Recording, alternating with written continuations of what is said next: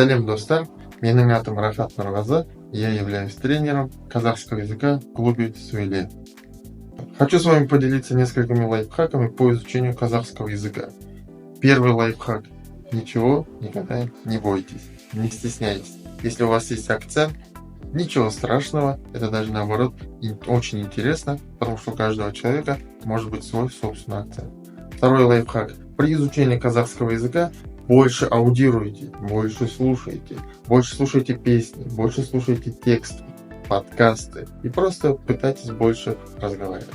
Ну и третий лайфхак, смотрите на первый лайфхак.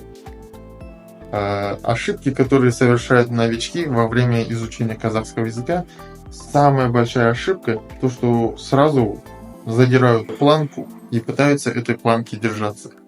Это является не очень хорошим методом, потому что у каждого есть свой уровень. Поэтому нужно начинать с базового, с самого маленького, и постепенно, понемногу, чтобы мы осилили дорогу. Учите казахский язык вместе.